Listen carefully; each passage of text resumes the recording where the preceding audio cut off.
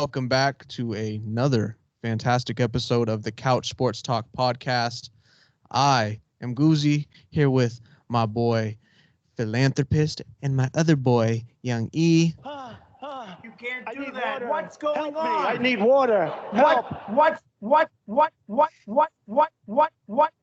What's going on? And that is something we are saying at all seconds of the day these past couple of days. But this is a sports show, your escape from all that bullshit, our escape from all that bullshit. And welcome back, guys. It is Thursday night for us. It is Friday for you if you were listening to it on the first day, or could be 10 years in the future. And hopefully we have survived that far.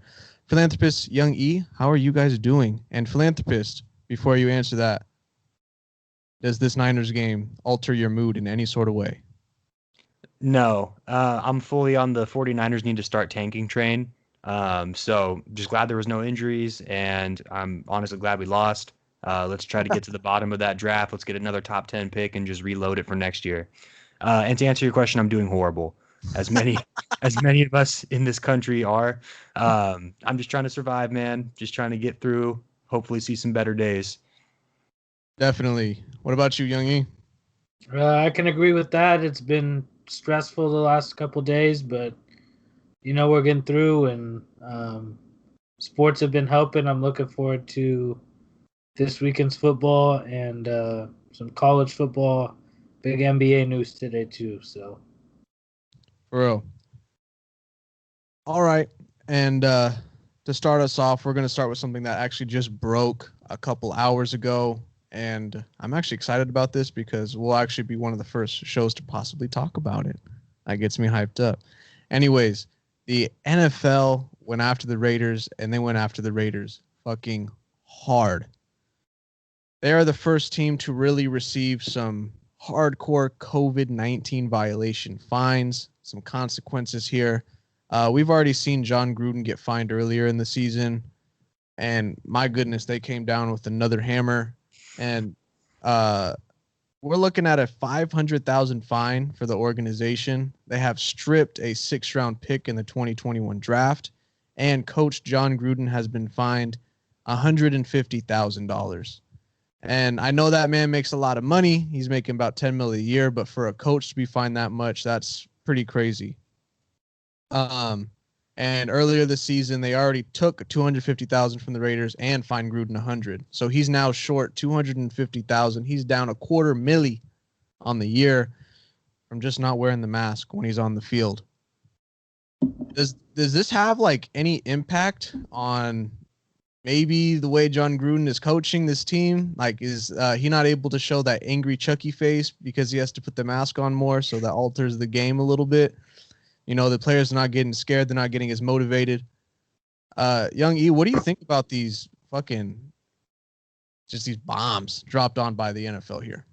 I was surprised, especially after we didn't see it with the Titans, because I really thought it was going to happen with the Titans, and they didn't do it. 6th-round pick, I mean, to most people, that's like, To the Raiders, that's a big pick, and they've made that known the past couple of years when Mike Mayock's been the GM. The 6th-round pick for them has turned into a usual starter. Max Crosby, I'm pretty sure, was a 6th-round pick. They've got a receiver in the 6th round. They're really good at drafting, so that's a tough loss for them. And hopefully that makes them figure it out, because I would hate to see further punishment, because they're a damn good team, and I don't want them to get off track because of the league's punishments. Philanthropist? Yeah, I agree. I mean, I was honestly surprised that they dropped the hammer with the Raiders and not with the Titans earlier this year. With that being said, though, I think it's just some silly fines here for the Raiders on their side. I mean, you might think it's silly with how much interaction you have already with other people. You might think it's inevitable that you're going to get COVID in that situation. But, I mean, man, I'll do a lot of things for $250,000. I don't care how rich I am. So if I'm John Gruden, man, I don't care. I'm putting the damn thing on. But yeah, I mean, a 6th-round pick, that is nothing to sneeze at all. I mean, very rarely does the league take away draft picks for certain reasons. So that's really it kind of was eye-opening for me, but I think they're also trying to make a statement for the rest of the league because, there's plenty of other coaches that have not been complying with that mandate. So I definitely think they're trying to make an example out of the Raiders. And it has been argued that I've seen on social media, it's been argued that the Titans weren't really repeat offenders, whereas the Raiders have already been handed consequences and they still haven't done it. Right. And I kind of understand that point. But what the Titans did, I really thought was irresponsible as fuck. They really went behind everybody's back and had their own practice. And if they really did have, a COVID outbreak, it really could have halted the entire league. And they're very fortunate that it didn't. So I understand it. I don't know if I fully support it, but I do think this is one of those examples where they understand John Gruden is one of the highest paid coaches in the league, so they're willing to give him a higher fine to set an example. Mm-hmm. It's just a little unfortunate for the organization. Do you guys think this changes the team's performance in any way? Financial performance, sure. Okay. Young Yi? I would say financially, but on the field, no. They're a good team, and they have a tough game this weekend. I know we'll get to that in a little bit. But, yeah, just financially, I don't see it affecting them on the field much. Dead ass. Well, we'll see what happens with them. We'll see if John Gruden decides to not show the Chucky face off and really puts it on. Oh, that is really just crazy what's going on in this world right now. Just everything, But yeah, I think they'll be fine. The Raiders are a good team. They've had a great season, and I know that we're going to talk about them later as a part of one of our big games for the weekend. So moving on. I need water. Help me. I need water. Help. We have news today of something that we will all enjoy. Some of the biggest sports fans in the world can appreciate.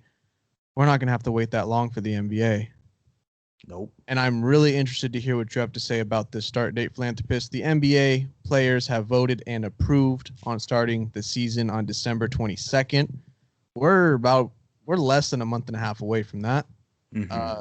Philanthropist, how does this change what might go on in the NBA season? Can this change like contenders maybe? I may be even looking like at a team like, say, for the instance, like the Lakers, right? Mm-hmm. They just played an entire playoff, and I know they didn't have to travel, but they were playing every other game. Mm-hmm. Do you see this having any effects on a team like the Lakers or maybe even the Heat? Right. I mean, there's a lot of takeaways from this. The first one I'll say is that as far as physical rest goes, all these NBA players got before the bubble started and after the Rudy Gobert test that stopped the season, they got essentially 6 months off, which is about twice the length of a normal off season. So physically, they're fine. But with that being said, a big part of a new season is starting with momentum and energy, unified focus, having like a game plan, having a solid training camp, having time to get any new additions acclimated. That's going to be really tough on any team that was in the bubble late, any of the Final Four teams, including the Lakers. Free agency still needs to happen, and so does the draft. And they're going to have essentially 3 weeks to jumble something together. And I'm going to just tell you right now, we've seen it happen with LeBron-led teams many times. If LeBron is not playing with energy and focus, the rest of the team is not going to play with energy and focus. And he's already joked about it on his shows that if we start in December, he's going to be cherry picking the first half of the season. So I really would strongly predict that the Lakers, the Heat, even other teams that were in the conference finals, they're probably going to be starting slow this year. And it is not going to be a good year for rookies. Yeah, you can't do that. It's not going to be a good year for rookies, and I doubt it's going to be a good year for anybody who has a change of environment either. And also, one thing that I just saw Wojnarowski, I'm just going to say Woj. One thing I saw Woj and Shams tweeting about was that currently the players are confused because free agency is set to be before the draft right now. And under the current CBA, that is not allowed at all, and it's impossible. So they still need to iron a lot of things out. I will say that it was eye-opening for me. I found it very strange that, one, they're starting late December. Two, they're going to be back in the stadiums. There's going to be no bubble. And they're planning to have 25 to 50% of fans in the stadium. or in the arena, excuse me. And, as we all know, we're currently in the biggest spike of COVID cases that we've ever had. So I'm sure for the players and for many others, it kind of makes you scratch your head as to why you went through that process of having an airtight bubble just to go back and play regular games essentially when it's worse than it's ever been. So those are my thoughts on that. Is this a money move? 157%. Shit. Yes. Well, And that was reported by Woj and Shams as well, is that the league made the case to the players union and to the owners that starting even a month later, because the Martin Luther King date had been thrown out, starting even a month later from December would have cost them about $250 million throughout the league year. And that's because they would be competing with football again. yeah, that is a lot of money. Mhm. Holy shit. But I will say, let's say that there is a COVID outbreak with the team, and then that changes, especially with basketball. You could play 3 different teams in 1 week. That Mhm. could halt an entire season. And we're Yep. already having a shortened season. They're going to do 72 games instead of the 82. Mhm. So I'm really interested to see how it plays out. Young E, what do you think about the start time? I'm excited for it. I mean, but it is worrisome, especially since they want to have fans. I think it would be okay if they were able to do it without fans. I think they could get by with that right now. Um, Especially with how small NBA teams are, and we're seeing. I mean, the NFL is a bad example. It's really gotten bad in the NFL these last like 2 weeks, but MLB, as shitty as they are, did a decent job of containing COVID in the playoffs and throughout the remainder of their season. So I think with the smaller team, they could do it, but I think with having fans in place, it makes it very dangerous. But I did see that every player got to vote. Um, Mhm. so I think that's a big thing for me. And I think um, beyond what the decision was, I think that sets a really good example for what we need as a country right now and for everything that's going on. And the NBA always does that. So Mhm. I did want to shout out them for that. I appreciate that. Right. We need more of that right now. But I don't know if that means that, um, like how they do that. What's the majority that has to be? Is it dead? Is it dead ass 51-49 or Mhm. like what? How do they determine that? I don't know. But cool that we're gonna have a season. I'm excited. I hope it goes well, and I really hope that they don't actually have fans. I'm actually really worried about the incoming rookies. They're going Mhm. to have an extremely Mhm. short off season to get prepared for the new team, and it's already hard enough transitioning from college to the NBA. Right. And on top of that, this is already not one of those drafts where there's, you know, a top tier talent or a Mhm. surefire number 1 pick. Philanthropist, how do you think this will affect rookies? And will they essentially be not effective in their first year because of it? I mean, it's really going to come down to who can hoop and who can't, and sometimes it's just that simple.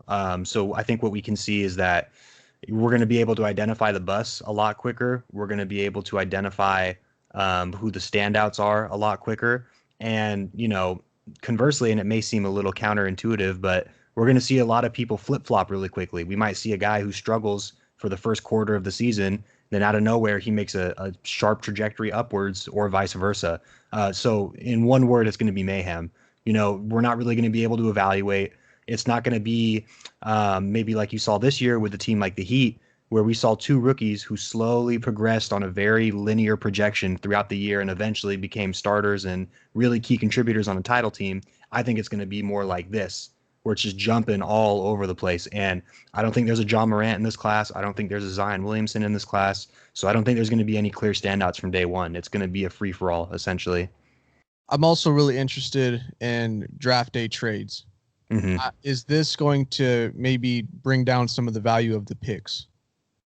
Yes, I mean GMs around the league know this is not a good draft. So we're not going to see maybe some of the pandemonium that we've seen in previous years. It's also a weak free agency class. There's essentially really no stars or superstars to get. So I think I would lower your expectations immediately and just kind of take it for what it is. There's going to be slight shufflings of the board, but really the 2019 free agency and draft class was the big moment.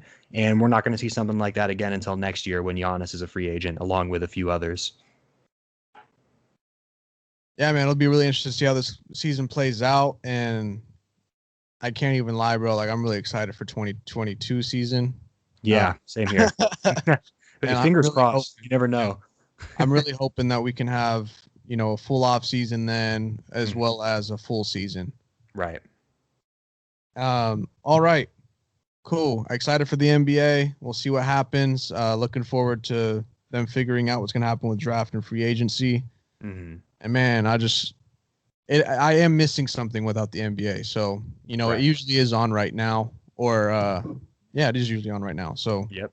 I'm looking forward to it. Anyways, moving on. I need water. Help me. I need water. Help.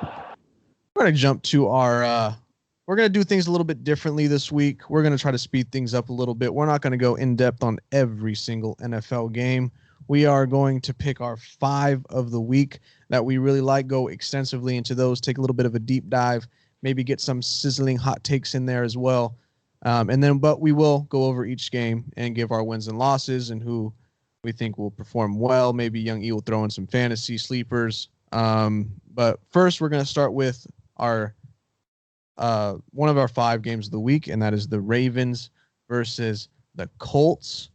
This one's going to be a great game, in my opinion. The Colts have one of the top defenses in the league, and Lamar Jackson is looking to bounce back from a game last week that it was a little rough for him. Young E, I know, was extremely mad. Was not a good weekend. And Lamar Jackson faced a tough defense, had a couple of bad throws. But I think at the end of the day, what people kind of overlooked was that the Ravens, for the most part, even with those turnovers, had control of that game. And they could have won it late in that game as well.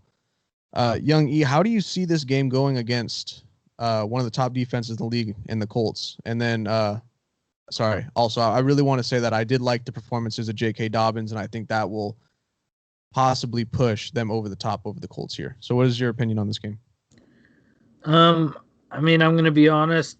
I'm worried about the Ravens in this game. The Colts are a very similar team to the Steelers with less good players on offense, I would say. Maybe not on defense. I'd say they're about as good. But on offense, I think they're a little bit less good.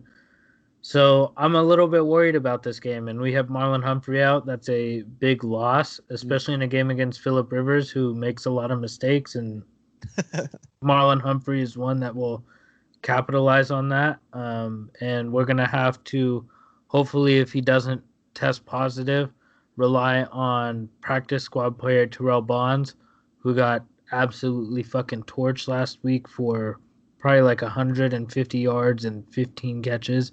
It was a really ugly performance for him. I have no sort of confidence in him whatsoever. So I'm worried, but 5-3, if that is what it is, it is what it is. And I still think 5-3 with that Ravens team is going to get us into the playoffs. And I think hopefully Lamar can get it together and get to form.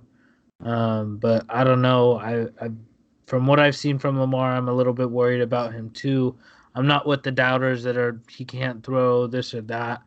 But I've seen a different Lamar on the field from last year. He doesn't look as motivated. He looks deflated sometimes, and he just hasn't really had that spark as much this year. I don't feel like. Haven't been seeing him like break as many ankles, not as many big plays, and it might be. I can't even say it's a schedule because we haven't played that many good teams, but I'm a little bit worried for the Ravens, but maybe this is the week they can turn it around and really get it together. I love J.K. Dobbins. I saw really good things out of him. I think the rest of the defense is good, and I think Yannick's going to get it figured out and get established in the defense quickly, and I think that's going to be the difference in the long run. But for right now, I think this honestly is a game that's going to go to the Colts very closely. Dead ass. Respect it. Philanthropist, do you see the Ravens being able to maybe keep up with the Steelers here a little bit, get a dub this weekend? Yeah, I think they're going to beat the Colts. I think the Colts are one of those teams that's a little better than their record. I mean, they have a great defense, don't get me wrong, but I don't trust Philip Rivers right now, and I would expect that the Ravens defense is going to put in a great team effort, and the Ravens will gut out a win. What I'd like to see from the Ravens, number one, I would like to see Greg Roman gone, but that's wishful thinking. So number two, I would like to see them pick a running back and stick with one. I think last year a big part of their success was that even though they did give a lot of carries to a lot of different guys, Mark Ingram was definitely the bell cow. It was clear. Everybody knew first, second down, it was most likely going to him. If you're going to have a run heavy offense, you need to have a running back that you can trust. Maybe some might even say big trust. So I don't know if J.K. Dobbins is it. I haven't been watching him a lot. You guys can tell me better. But if it's J.K. Dobbins, cool. Go with J.K. Dobbins. If it's Gus, go with Gus. If it's Mark Ingram, go with Mark Ingram. But I want to see someone on the Ravens this week have 20 plus carries. That would be my goal. I would also like to see them pass a little bit more. Maybe get some of them their soldiers, as a Hollywood Brown would say, involved. And if they can do that, I think they're going to be fine. They're still a great team, great roster, great head coach, great defensive coordinator. So we'll see. Hey, Young E, speaking of the soldiers, do you see that potential locker room conflict affecting them on the field or possibly changing the way that Greg Roman is calling plays? see what bothered me this week is that happened. And then I also saw an interview yesterday from Greg Roman where he talked about that 4th and 3 play that looked like a QB draw and said it was an RPO and that it should have been executed better, aka taking zero blame for the play call. That's not good for the locker room. It's not, especially when you're struggling right now and you're a team that is supposed to be dominating your division and you're 2 games behind from first and just lost to the first place team on 4 turnovers. So I think it does worry me. I think Harbaugh's a really good coach and DeCosta's a really good GM, and they're going to be able to calm it down. And if they're not, they're going to have to make some changes this offseason, and either Roman's going to have to be gone or they're going to have to get what they can for Hollywood Brown. And I like Hollywood Brown, but you've known all along in this offense, it's a running offense. They're not going to pass the ball like that. You can't be expecting 8 to 10 targets a game. It's just not going to happen in this offense. But it is what it is. What I am looking forward to is there has been rumors with the COVID stuff with the Ravens this week that potentially we might see Dez Bryant up off the practice squad. I don't know if he'll see snaps if he's up, but he might get 5. But even at that gets me woo. I just want to see him on the field, bro. I felt bad for Dez and how he went out. And honestly, like if you look at his stats, bro, he was on a trajectory for a Hall of Fame career. He was 7 years with 7,600 yards and 73 touchdowns. That's really, That's surprising. really good. And then he just got dumped. And I know he struggled that last season or 2, but I'm excited to see what he could bring. And God, we need a big body receiver. I mean, Ethan, was he brought onto the practice squad as like a understanding that he was going to get in the swing of things, then come up, or was he legit just signed to the practice squad? So from my understanding, and they haven't clarified a lot on this. I know you're in the war room, so I had to ask. Because the dudes, the beat reporters I follow, the people are always asking these questions. So they're just like, what do I know? But from what I know, from what I've read from them, the idea was to bring him in, get him acclimated to the offense for 2 to 3 weeks on the practice squad, see how he performs and see if he's in that shape. And if it works out, they're gonna bring him up. Okay. But from videos I've seen and some of the stories I've read, he's looked really good in practice and has been impressing the coaches. So he might get that early call up, especially with the COVID stuff going on this week with the Ravens. Well, I think this is going to be a great game. Definitely one of the top games this week. We got two damn good teams, top of the AFC competing here. And Young E, what is your final score prediction? I have this one 24-23. Philanthropist? Ravens 28-17. Okay. I like that. I think that Lamar is going to come out angry. I think he is going to make something out of nothing when it comes to Greg Roman's play calls. He may have a play where he gets 3 spins, jumps over a dude, jukes 2 ankles, and hits a tubby. So I'm looking at maybe a 34-20. I'm cool with that. 34-20. I don't know. I'm still not all that sold on Phillip Rivers. I know a lot of people are saying he was cooking last week. Yeah, he was some though. Some of those throws though were just short to the running back, and they were just making the plays for him. And there was some good throws. I ain't gonna hate, but at the end of the day, there was a lot of checkoffs that went for big plays, and he just has a great team around him. I do like the Colts as a whole. Yep. All right, moving on to my team now. We just talked about Young East team, the Ravens. We're moving on to the Dolphins at the Cardinals. I am excited for this. We have 2 young quarterbacks, 2 smaller, younger quarterbacks, 2 smaller, younger quarterbacks that both wear the number 1. The Battle of One. Okay. Anyways, Dolphins are coming off of an excellent showing, especially defensively. I mean, man, Tua in his first start did not have to do really anything at all. It was all defense. It may have been a little bit of Goff too, just goffing it around, but the defense did what they were supposed to do, and the defense actually looks elite. I've been surprised by this. Brian Flores is really starting to make a stamp and making that defense his own. I'm liking it.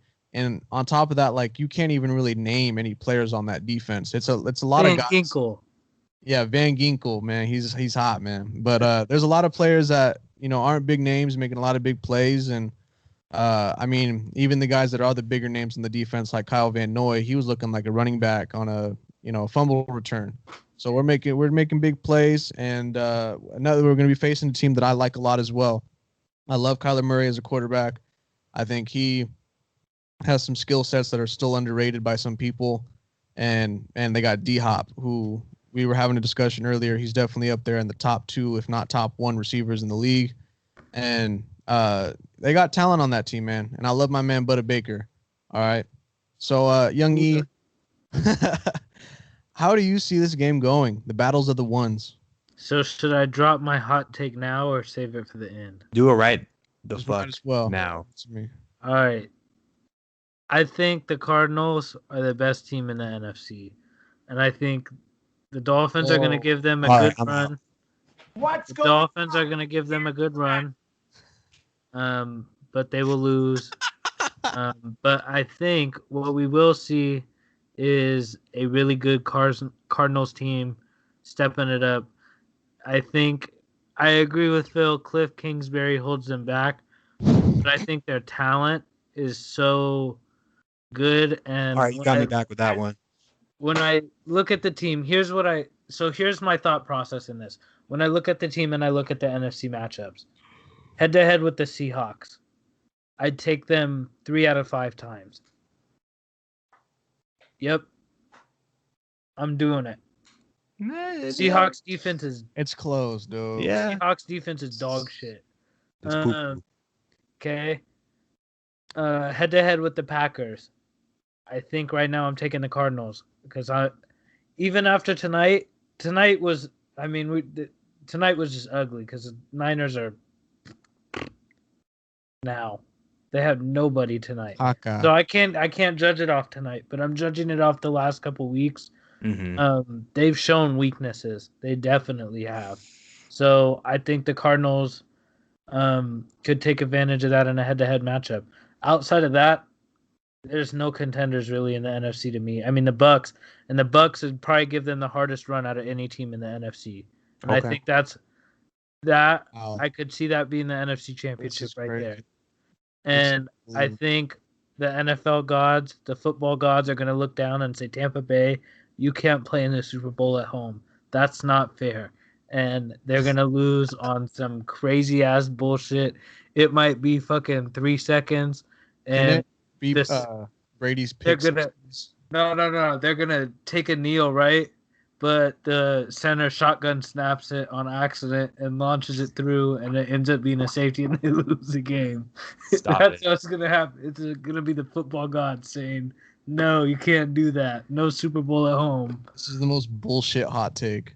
But nah. So I just think head to head with the 3 teams in the NFC that I think are the real competitors of the NFC, I think the Cardinals could take them most of the time, and I think the Seahawks and the Bucks are going to give them a tough run. I think the Packers are good, but they're limited good. Especially Jair Alexander got hurt tonight too. Not a good sign. What do you have to say about that? What do you have to say about this game? And also, does the loss of Kenyon Drake hold the Cardinals back? No. Oh man, there's a lot to unpack there. I'll start with what Ethan said about the Cardinals. I agree that they're very talented on both sides of the ball, but your assumption of them beating the other contenders, one, is contingent on Cliff Kingsbury putting together a good enough game plan to beat coaches that are superior to him in every case. And then two, it's relying on Kyler Murray, who's been very good. It's relying on Kyler Murray to outperform Aaron Rodgers, Russell Wilson, and Tom Brady, which I'm just not there on. Can't do that. I don't think you can do that. No, I agree. I mean, that's not what I think in the Seahawks matchup, because I think the Seahawks matchup is more the Seahawks defense is really bad. Yeah, no, I mean, I'll give them the respect. They beat the 49ers in San Francisco at full strength when we still had Nick Bosa, and they beat the Seahawks. So I'm gonna give them their respect, but that's a lot of respect, you know. And then moving on to the Dolphins game, I do think the Cardinals have the edge here. I think the Dolphins have been very competitive with all NFC West teams, beating a whole bunch of them, almost beating the Seahawks damn near too, which was impressive.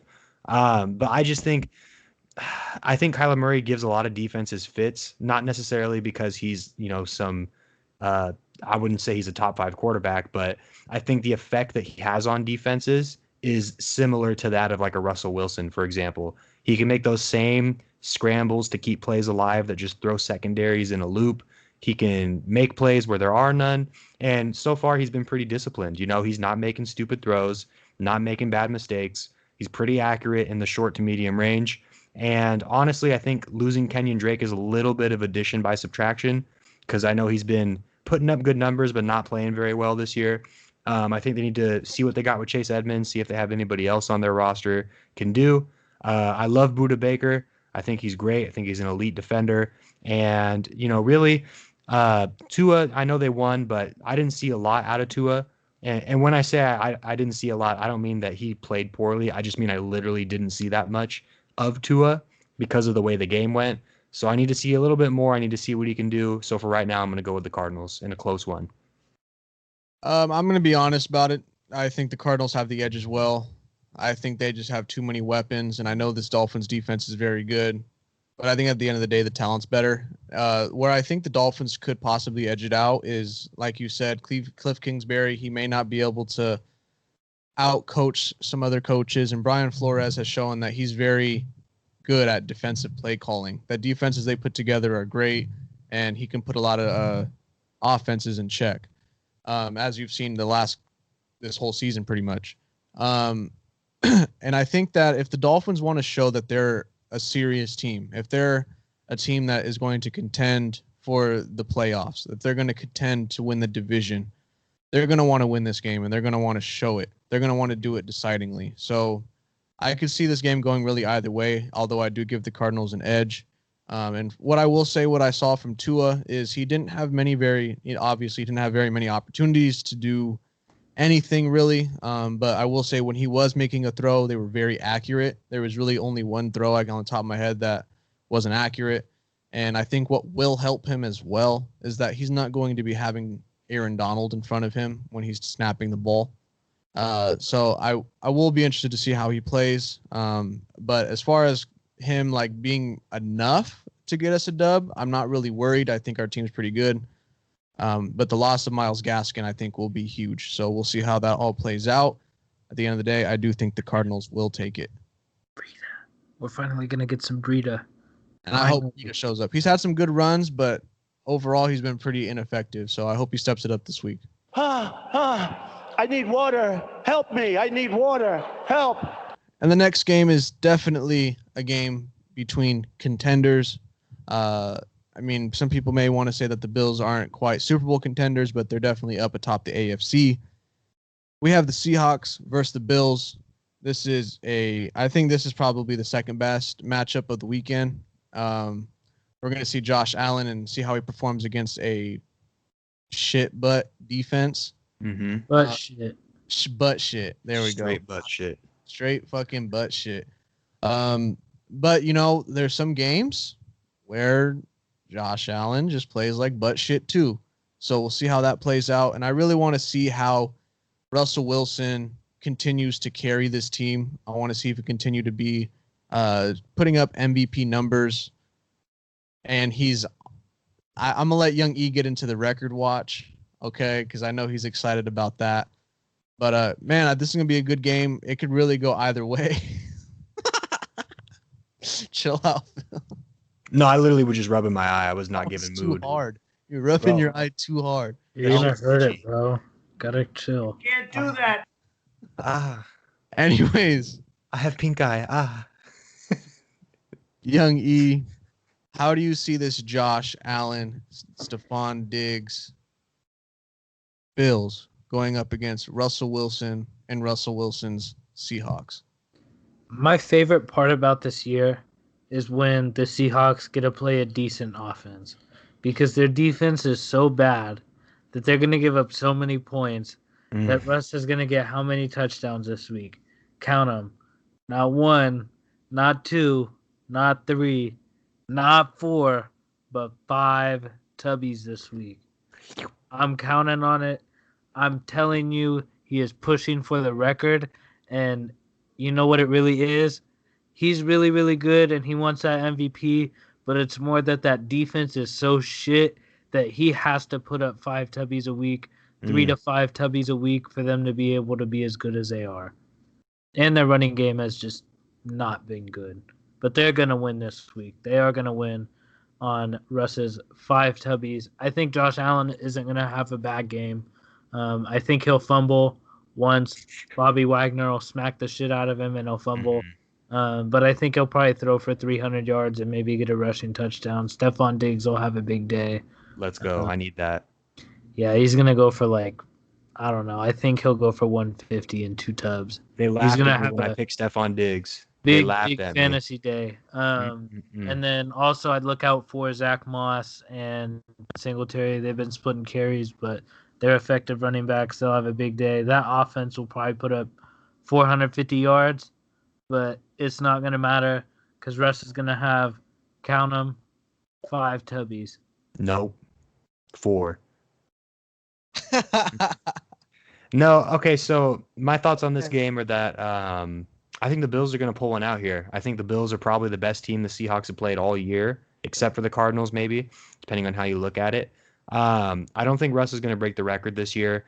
No disrespect to him, but I think we kind of forget that the record is now, is it 55 still? Is it Peyton's? 55. Look, if Mahomes couldn't, I don't think Russ has the facilities or the weapons that Mahomes has, and Mahomes couldn't do it. Facilities for that big man.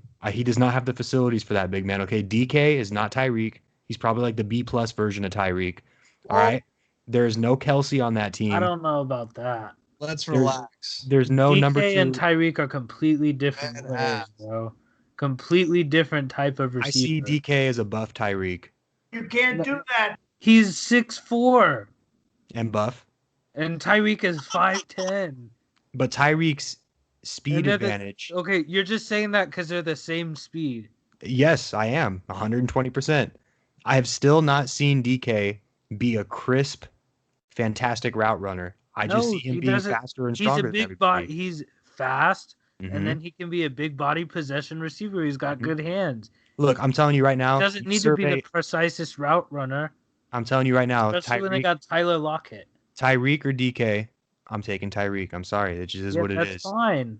All right. But if you give me, I guess I'm taking Tyreek and Kelsey, but Tyler Lockett is more like and Tyler and the Lockett is Chiefs' more like offensive line. Tyreek than DK. I'm taking Tyreek and Kelsey over anybody the Seahawks have. I'm taking the Chiefs' offensive line over anybody the Seahawks have. And most importantly, I'm taking Andy Reid as a play caller over whoever the fuck the play caller is for the Seahawks. 10 times out of 10. I don't think Russ is good enough to overcome that and throw more touchdowns than Mahomes just did 2 years ago. And that's no disrespect to Russ. Russ has been fantastic. Through 7 games, Russ has 26 touchdowns. Do it again. Do it for 7 more games, then we'll talk. I don't think it's going to happen. I really don't think it's going to happen. If he was at 52 at 14, bro, the record's done. That's what I'm saying. He won't be. But you got to think, they're going to play Shitty Shit Boys, SF again. Not really shitty shit boys. Our defense is pretty competitive. We just got lit up because we had, 3 turnovers the other week? You put them in a compromising position. I feel like at this point now, they're going to have 3 turnovers every week. Yeah, I mean, potentially, but there's no guarantee you're just going to walk in and throw 5 touchdowns. You were talking about it last week. Pete Carroll boosts Russ's numbers. Yeah, he does. He stat pads a lot. No, he does. You can't stat pad when it's a close game. And what we've seen from the Seahawks is that they are not a great team. They have really good players on the offensive side of the ball, and they have a top 3 quarterback in the league. Look, that's not disrespectful to Russ. I think he's going to throw somewhere from 47 to 52. I think having that's fine. I just think he's on pace. Ass fucking cheeky ass defense actually helps him potentially go over the hump to break that record, because there's going to be games where he needs to score more than 42 points. That's exactly what I said while you were gone. Yeah, that's my bad. I mean, that is true. No, you're good. I think, Jordan, you've said this. If you're going to break a record for touchdown passes, you got to have at least 2 games where you throw 6 touchdowns or 1 game where you throw 7.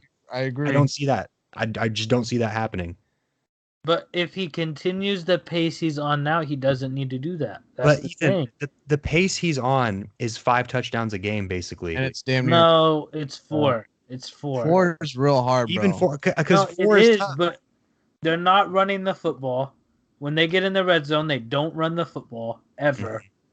Ever. And he's at least getting the opportunity for at least 3 a week. But my thing with that, though, And Ethan, is that I think he's converting on most of those. my thing with that is, how many times have we seen a quarterback who has a fantastic game, 350 yards, but they only had 1 touchdown? It happens all the time. If you have one of those games, the pace you have to make up to get back to where you were is astronomical. Like Jordan and I said, you have to throw a 7 touchdown game just to make up for 1 game where you had 1 or 2 touchdowns. See, but I don't see them playing competition where if he puts up 1 touchdown, they're even going to be in the game at all. Let me give you a scenario. No one else on the offense is going to pick that up. Who else is going to pick that up? Let me get you a scenario, jet sweep though. to Tyler Lockett. What if they play a game? What if they play a game, Ethan, where they get a rushing touchdown in the first quarter and then the other team throws a pick 6? They're already up 14-0. Maybe they get 1 passing touchdown for Russ, but then they don't need to pass the rest of the game because they're up by 21 points and the other team sucks. Like, what if they pull him? What if they pull him because they're up 30 points and it's the third quarter? You know what I mean? Like, these are all the types of things I'm thinking about. If there is a game that Russ throws for 6 or 7 tubbies, I want it to be this weekend against the Bills, and then that could give the chance for the Dolphins to take the AFC East, but they got to beat the Cardinals. Anyways, this is going to be a great game, Seahawks and Bills. I'm looking forward to it. I'll definitely be tuning into this one. I love me some Russell Wilson, and then I don't like me some Bills. Although my hate for the Bills isn't like my hate for the Patriots. So if they do okay, I'm not too upset. Where do they rank amongst AFC East competition? Are they your third most hated team, or are they second? They're definitely third. The Jets and the Patriots are probably tied. Wow, the Jets are tied. I never thought I'd hear that. Hold on. Here's the other thing with the rest, bro. Let me Oh read you boy. the remainder of the schedule. I just looked at it. I'll They in got real two time. games, I'll say how many touchdowns he'll throw. Go ahead. two games against the Rams, 3 each. um, Cardinals again, 2 each. Or 2. Eagles, Giants, Washington football team, and the New 4 York each. Jets. 4. New York Jets is the 7-tub game. So I think I just predicted him to have like 23 if I added that correctly in my head. And then he's got a game against the Niners. I'll give him 3. So that's 27, That's 53. not the record. We'll see, bro. gonna Not be the fun. record. I think I was if it very gets kind. that close, he's gonna clutch up in the last week, and Pete Carroll's gonna snap Well, back. look, I will give you this. If it's close in the last 2 weeks, Pete Carroll's not resting him, and he's going to throw 50 times a game. Yep. If I'll give he's you that. at 47 the last 2 weeks, is he getting it? Yep. Probably. He's tying it. Yeah, he's at he'll least be tying tied. it. 8 tubbies, bro. 4 Yeah. a game. He could throw 3 in the first one, and I think he goes And for 5 in I'll the tell you second what's going to happen. He'll be playing in week 17 for no reason. against the Niners. They'll have the division. Someone's going to land on his ankle. He's going to roll it, and he's going to be hurt. Stop. He's going to be hurt in Stop. the divisional We're not round. doing this. All right, let's move on. That's All what right. happens when you do that dumb shit. For time purposes, would you guys be okay with maybe just skipping over the Chargers and Raiders, and we give our win-loss for that? We can Yeah. just Yeah. talk about it briefly.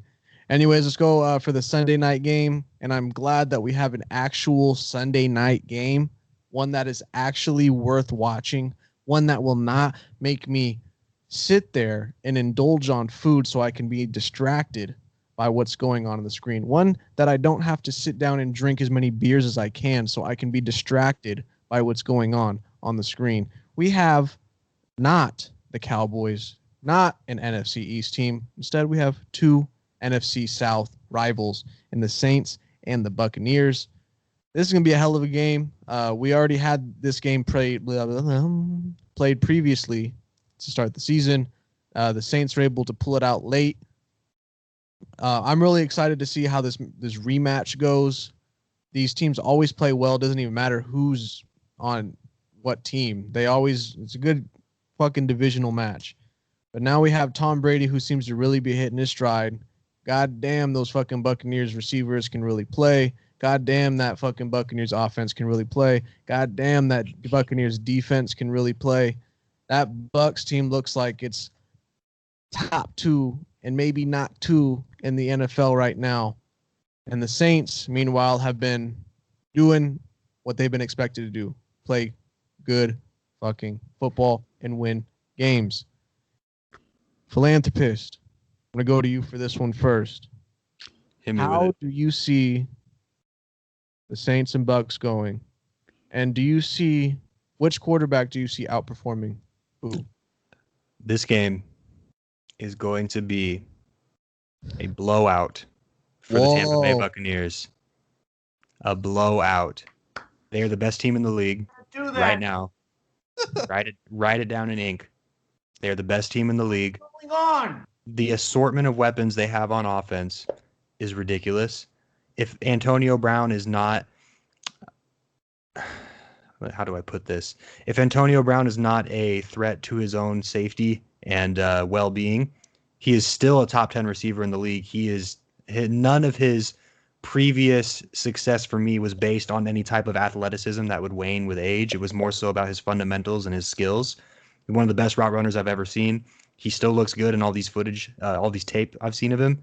I think with him going into that offense and running in the slot, they're going to have Godwin back. They're going to have Mike Evans. They're going to have, I think Gronk is fine. I don't think he's hurt. Look, that offense and that defense together, it might not be the best offense in the league. It might not be the best defense in the league, but it's the best combination in the league, in my opinion. And I don't think the Saints are that good this year. I really don't. It's really that simple for me. I think it's going to be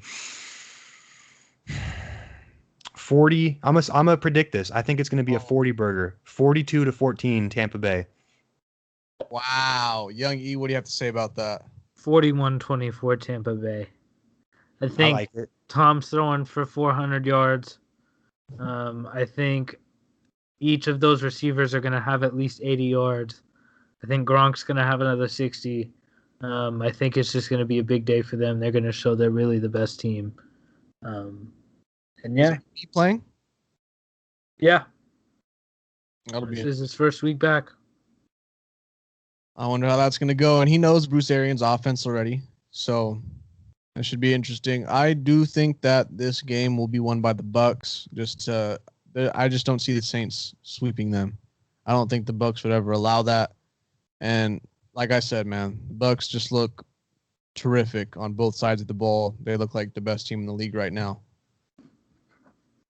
Do they win the division if they win this game? Easily.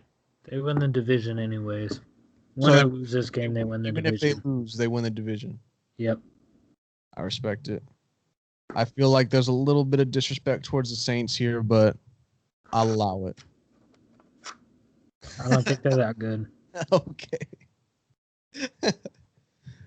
All right. So that is our we didn't really dive too deep into that one because we seem to be pretty low on the Saints, but that was our 5 top games of the weekend.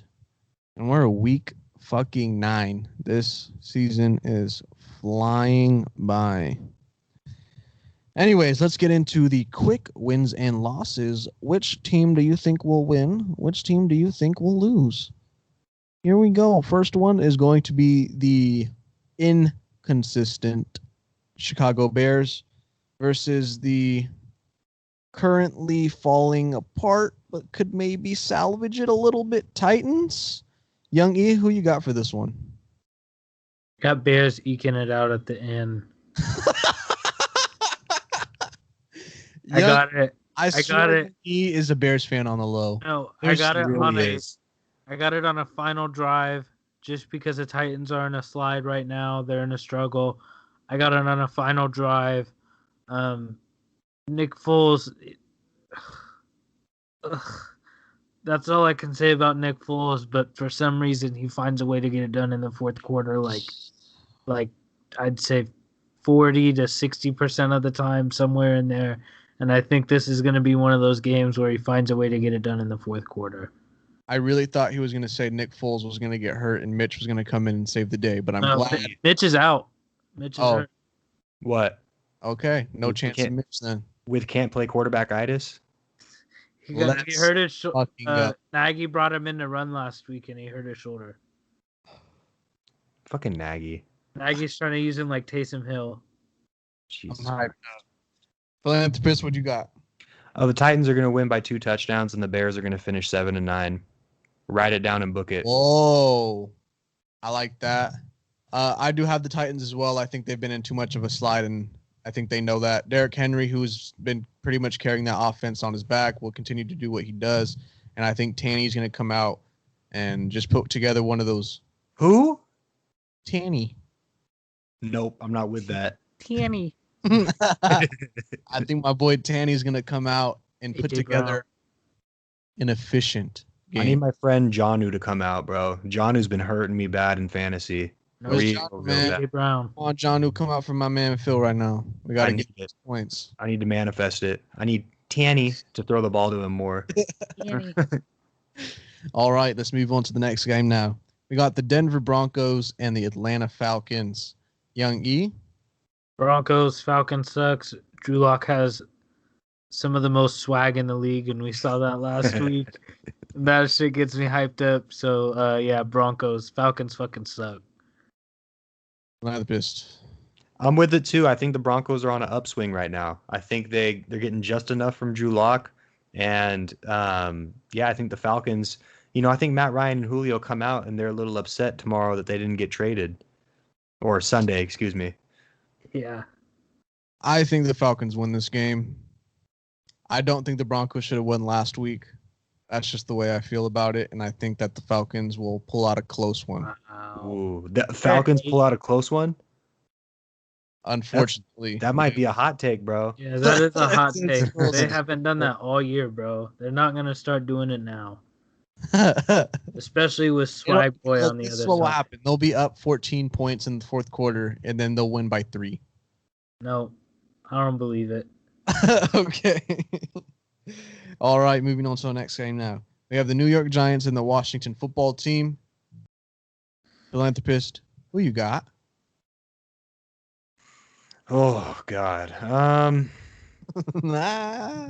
I think I got to go with the football team. I think I've seen a little bit more out of them this year than the Giants. Very, very slim margin. I mean, like very slim. And I think I would take all 3 of the football team's quarterbacks over Daniel Jones. Whoa. All 3. He's trash, bro. I agree with that. He's been putting up Jameis turnover numbers Yeah, in every single game he started. big time. And I'm going to be really frank with you. I didn't even notice because he's white. So I just assumed he was smart with the football, didn't throw a lot of bad balls. Whoa. Well, that's what I've been hearing. I hear the ball comes out of his hands and he's zipping it and he's throwing these little dink and dunk accurate passes. But no, then I look at his numbers. Dude has more turnovers in his first 20 starts than Jameis did in his first 20 starts. Okay, I see what you're saying. Yeah, the media definitely gives Danny Dimes a little Yeah, extra Danny Dimes? No. Yeah. You lose the Dimes nickname. Sonny Dimes to the other team. Dimes. Mm-hmm. No, but I agree. They do give him some leeway, especially for him being a quarterback in New York. You know what I mean? I would expect more slander to come his way. Yeah. Young E, who do you got for this one? All right, so I have a big prediction for this game. Kyle Allen is going to turn the ball over 3 times in the first half. The Giants are so shit, they're only going to get field goals off of it. They're going to replace Kyle Allen in the second half with, I don't even care who it is. I would love to see Alex Smith on the field, but if it was Haskins, I'm not going to be mad either. And then they're going to go on and beat the Giants because the Giants are terrible. And I just think Ron Rivera needs to get to a point where I know he likes Kyle Allen, but he's not the one, and it's obvious he's not the one. And honestly, I know Alex Smith went through that tragic injury, but I think as a veteran in that shitty-ass division right now, they really have a chance to win. And I think you put someone who has more than 1 or 2 years experience under their belt under center, I think that really benefits your team, even if they're just handing the fucking ball off because Antonio Gibson is probably the best rookie running back so far this year. I mean, that's just my opinion. I think Kyle Allen's not the one, and they need to switch it up. And I think if they brought Alex Smith in more for the veteran presence than the play, I think it would be a good move. Yeah, man, Gibson's been winning me some fantasy games here and there, and he's been doing great. I also have the Washington football team. I think the Giants just as a whole are just bad. Mm-hmm. You throw on top of Danny Dimes not throwing any dimes. I won't say that. He has some good throws here and there. I think there is some potential with him, but that potential is not going to show with that offensive line. It's not going to show with no Saquon Barkley. It's not going to show when he's having consistent bad field position because of that defense not being very good as well. Giants are clearly a couple of years away from even having an effective rebuild. I know Joe Judge is talked about to being a pretty good coach, but at the end of the day, I just don't think they have what it takes. And Ron Rivera is going to be better. The Washington football team is better. And I think they take it. It's probably going to be like, I don't think it's going to be high scoring at all. I could see it being like 20-10. I will say, I think it's impressive that the Giants somehow have 2 wins. So I'm going to give that as a W to Joe. Oh, they only have 1? I thought they had 2. Nope, only 1. Well, never mind. They should have beat the Eagles, but almost beat the Cowboys too, right? Doesn't everybody? Yeah. The NFC East is horrible.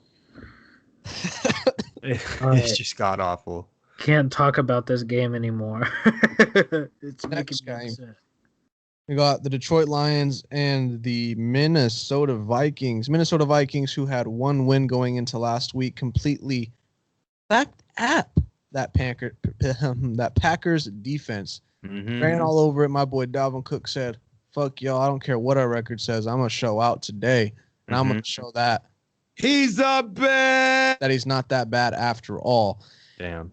Anyways, they have them going against the very inconsistent Detroit Lions, one of the most inconsistent and terrible franchises in all of the NFL. Yes. Young E, how do you see this one going? Haven't lost my faith in the Vikings. I think they are a potential 9-7, 10-6 team. I know they have 5 losses right now, and that would Whoa. require them going 10-1. Whoa. The remaining schedule is pretty cheeky. And the other thing is Matt Stafford will not be playing in this game. Dad ass. That's right. He's on the COVID. Yep. So I think Vikings take this handedly. I think when people started saying Zimmer was on the hot seat, I think the team said, we got to get our shit together.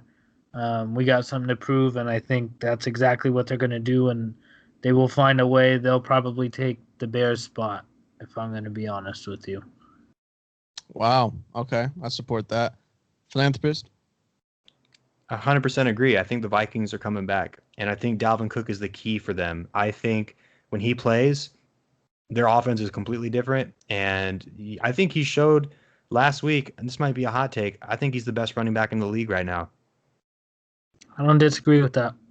Yeah, he consistently brings another dimension to this offense that just isn't there without him in a way that I don't see replicated anywhere else in the league currently.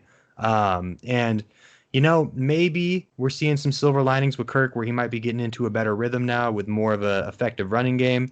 I think the Packers are way better than the Lions. So if, nothing unexpected happens, I can see this being another big Vikings win. With the Bears on a tailspin, I definitely think the Vikings are actually in play for a playoff spot, which is crazy to think about, but that's where I'm at. I'm picking the Vikings as well. I like Kirk where he can pull together some weeks. I'm not saying that I love him all the time, but at some time, there's some times that I do like that. Just sometimes. And Dalvin Cook, let's see what he can do. I want to see him do it week in and week out again this season. Let's see it. I want the Vikings to climb back. They're definitely one of those teams in the beginning that I think all of us picked as like a sleeper to contend. So I'd like to see it definitely. All right, moving on to a potential blowout season. And I say that because any team that plays the Chiefs is in for a world of trouble. We have the Kansas City Chiefs taking on the Carolina Panthers, and the Carolina Panthers have a solid team, don't get me wrong, but goddamn, Patrick Mahomes and those Kansas City Chiefs put up fucking points. Young E, how do you see this game going? I think this is a sleeper game. I think it's going to actually come down to the last couple drives.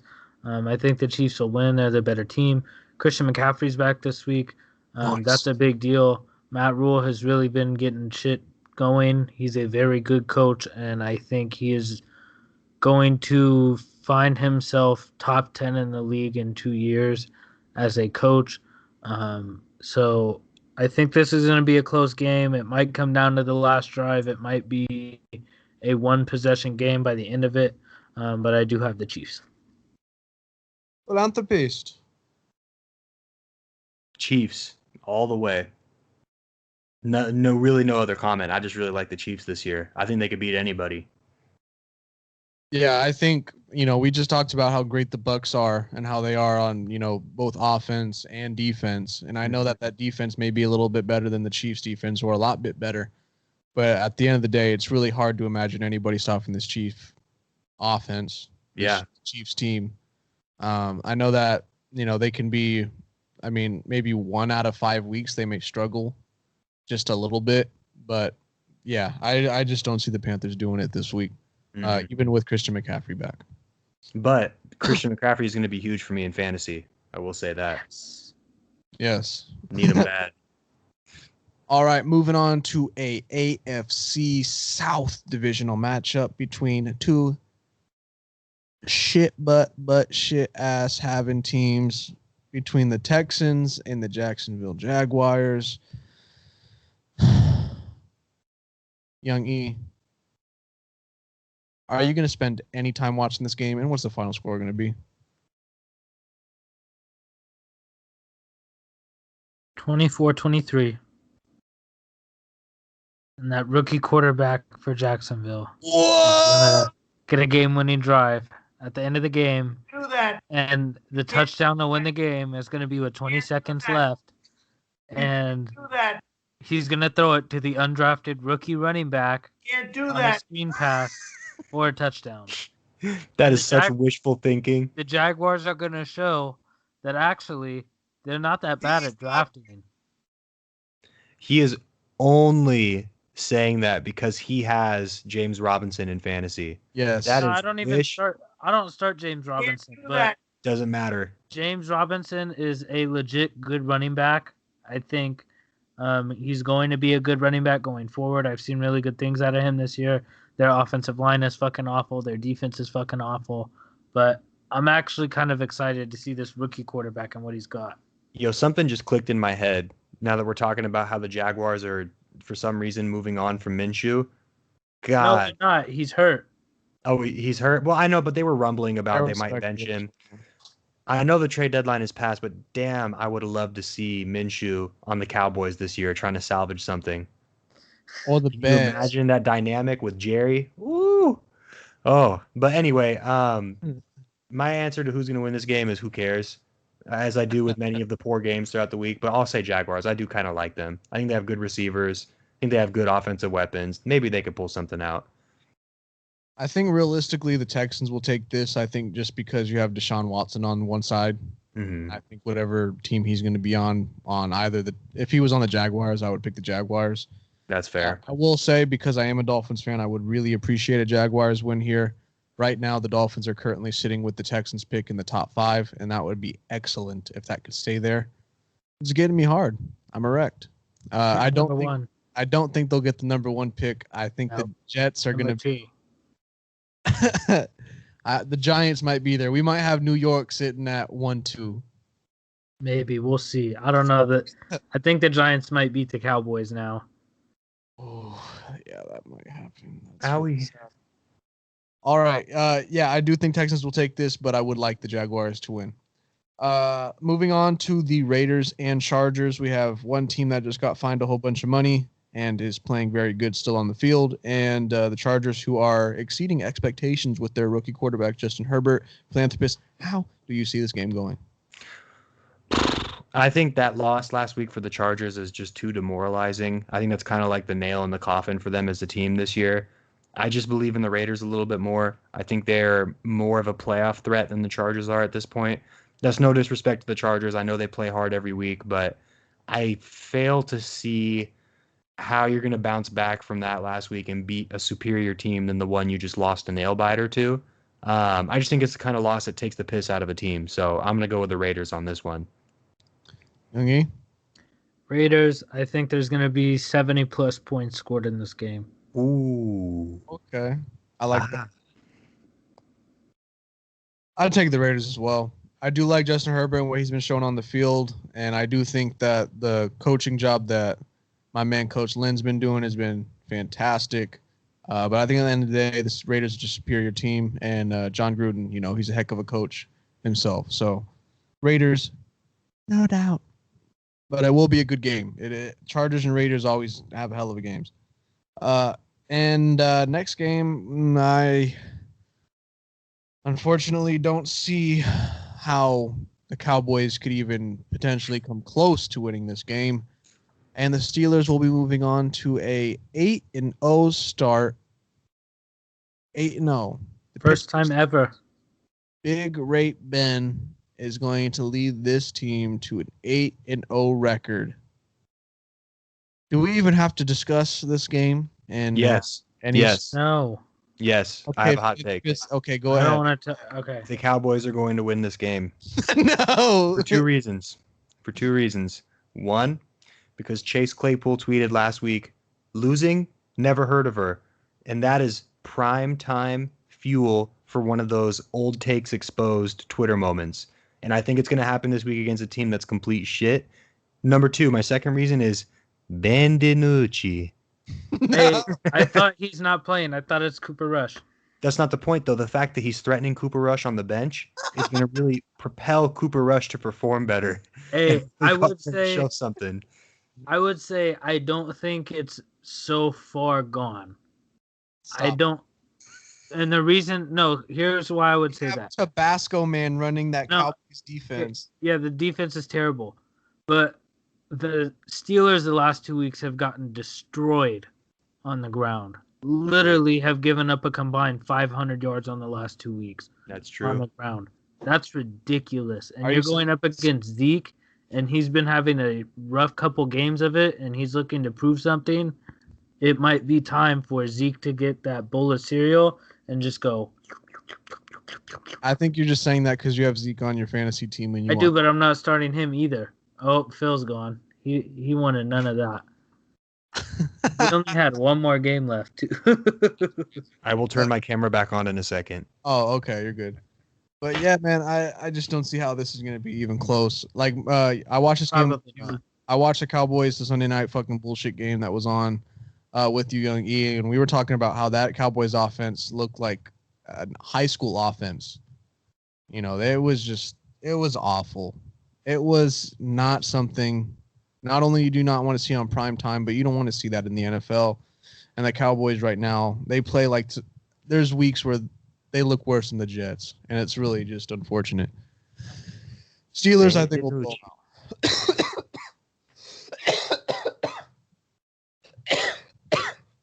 Last game, Patriots and Jets, Monday Night Football, prime time. Is it What really a Monday game. Night Yes, Football? Monday Night What Football. a game, prime time. I 2 think and 5. Adam Oh, and- Gase is going to take 5 packs of those smelling salts, and he's going to have the best coaching game of his entire career. The Jets are going to win this one 27-13. Put it in the books right now.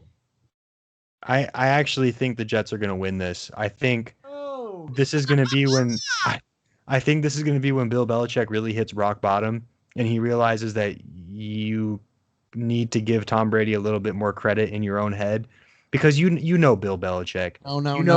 You know what he was thinking when Tom Brady wanted out. Bill Belichick was trying to move on from Tom Brady, who has won 2 Super Bowls since this happened, for Jimmy fucking G. All right? I am out on Bill Belichick as 1, an offensive mind, and That 2, team as a is quarterback evaluator. That team's not good. They're in need of a rebuild. I think that's They are in need of a rebuild, but we've said that a million times with the Patriots. And Bill Belichick, what he is good at is finding random defensive talent out of nowhere, which he kind of has done again this year. Their defense is fine, but they're bad at. They don't have any skill players that give me any type of fear, and they don't have a quarterback who's performing right now. So look, their defense is fine without having like 5 of their fucking starters. Yeah. Give Bill the credit there. Yes, Their 100%. offense, they have legit like undrafted free agent wide receivers. And who makes the personnel decisions? But they have no money. That's the thing too. That's why Bill Belichick got in a lot of trouble for what he was saying. He was being dead the fuck ass honest. They had spent all of their money, whether it was for Stephon Gilmore, Tom Brady, or all the other star players that were on that team. It may not have been like the best spent money, but they have it spread out, and then you have some cap hits as well because you cut players and got rid of them, but they're in need of a rebuild. And I think that what they did with that money, it was fucking worth it. He talked about it. They got fucking Super Bowls. They got to AFC championships. Yeah. Last year, me and all 3 of us talked about how shit the Patriots actually were. Yeah. It was a miracle that they were even in the playoffs sometimes, like the way they were playing. I got to just say, though, like we talk about, they don't have money to get skill players on offense. They do have draft picks. And some of their recent draft picks on the offensive side have been N'Keal Harry in the first round, bust. Sony Michel in the first round or second, I don't remember, but it was in the first 2 rounds, bust. You just got to do better on that side of the ball. And right now he hasn't. And it's shown because they're about to be 2-6. Maybe 3. Okay, maybe 3-5 if I'm being more realistic and more kind. I'm sure they would actually win, but I personally think for a storyline, this might be where Bill Belichick hits rock bottom. Maybe he throws this in the towel and then he tries to tank for Justin Fields or a quarterback that he likes and bounces back next year. I'm just no. You're not with it? I think N'Keal Harry's just dealt with a lot of injuries. I'm not totally out on him just yet. Yeah, that's fair. And when you think about too, when he is playing, besides Edelman, who's also been hurt, if it's just N'Keal Harry, that's your number one. That offense isn't going to do much. No. So I can't really blame him for that. And I know he's a first round pick, and you should expect to be the number 1 receiver when you're a first round pick, but I think it's just been a little bit of a hard transition for him. I don't know. I'm just not totally ready to say even like Sony Michel's been a bust. He's had some pretty good games, and I just think that they need to revamp their offense. Yes, they do need to do that for sure. Anything more on that, Youngie? 34-7 Patriots. Cam's Whoa. gonna come out. Yeah, y'all didn't even give me a chance to speak. 34-7 Patriots. Cam's gonna come out with the target on his back and show that he's not washed, which he No. needs to do. Yeah. Isaiah Ford is gonna come out in his first game as a Patriot, gonna really piss Jordan off, but he's gonna go for 120 and a tub, and he's gonna be the feature player on the offense outside of the running backs. But I think Cam's gonna run for 2 and throw for 1, and I think they will handle this 34-7. The Jets are fucking terrible, and I'm tired of Adam Gase. Every week it just makes me want to stop watching football. It is really crazy to me that Isaiah Ford will be probably the second best receiver on that team when he was like the Dolphins' 4th or 5th receiver. So that's what I mean. They just need a whole revamp. I'm not totally out on the Patriots yet. I think they're done though for the season. I don't think they're going to contend to be in the playoffs. But I do think that if the Jets wanted to have one win this season, this might be the one team that they could possibly find in a vulnerable position and take advantage of that. One last point I want to make here. I'm just out on Josh McDaniels completely. I'm just out. That's all. I'm not going to elaborate. I'm just going to say that and leave it. I respect it. I don't agree, but okay. All That's right. fair. Before we close the show, is there any more hot takes? I personally do not have any hot takes for today. I'm done. Yeah, I think the world needs a few less hot takes in these days. All right. I do want to end it with one question. You know that we're starting to do this, and I do enjoy them. Do you think you could take Bill Belichick on in Oklahoma's? Hell no. Hell no. Bro, I'm telling you right now, Bill Belichick is pushing 2 plates as we speak. Oh, yeah. Today, at age 70 or whatever the hell he is. He's pushing 2 plates plus. Easy. Yep. I'm getting trucked. I'm not with that. Nope. I actually want to look up what height he is and how much he weighs. Because I'm pretty sure he's like 5'9", but still, that dude, he just looks like he's had a few Oklahomas in his days. I don't know if he used to be a player or not, but he just looks like he's familiar. And the thing that would scare me the most, actually, is Bill Belichick. You know, fundamentals are super important to him. So I think he could just, even if I was twice as strong, I think he could fuck me up. So let me look up this right here, this height. So Bill Belichick is actually 5'11". Okay. Yeah, he's taking me out. Average He's size. bigger than me. And you know, in Bill Belichick's head, he knows he's going to dominate you. Yeah. He's thinking that the whole time. It's over. I'm seeing a conflicting one that is now saying he's 5'7". I don't know about that. That seems a bit short. Okay, so he's probably somewhere in the middle there. But either way, I think he still would kind of fuck me up. I don't trust any man who wears torn sweatshirts on accident. No, it's just he wears one sweatshirt all year. He's seen some shit, man. I'm just gonna beat him up. I like the way he talks. It's just so low. I know. It's so great. All right. Anyways, I think that's gonna be the conclusion of our show here. Excuse me. I had some Nashville hot chicken. Ooh. Anyways, this is the Couch Sports Talk Podcast. I need water. Help me. I need water. Help. I hope this gave somebody a little bit of distraction from what's going on in the world today and possibly in the future, because I just don't see how things get any better anytime soon. But to end on a more positive note, if you did enjoy this episode here, please give us a like. Please comment down below, where did we say the stupidest shit? What are your hot takes as well? And make sure to subscribe if you want to see more from the couch, from me, Goozy, from my boy here, Philanthropist, and my other boy, Young E. This is the Couch Sports Talk Podcast, where we get information just like you by sitting on the fucking couch and watching our favorite fucking sports. You guys want to have any last words before we end it here? Just stop the cap. Okay. That's it. America, stop the cap. Young E, the winner, emphasized a message. Let's go. All right, guys. Adios. Thanks for watching. Peace. You can't do that. What's going on? I need water.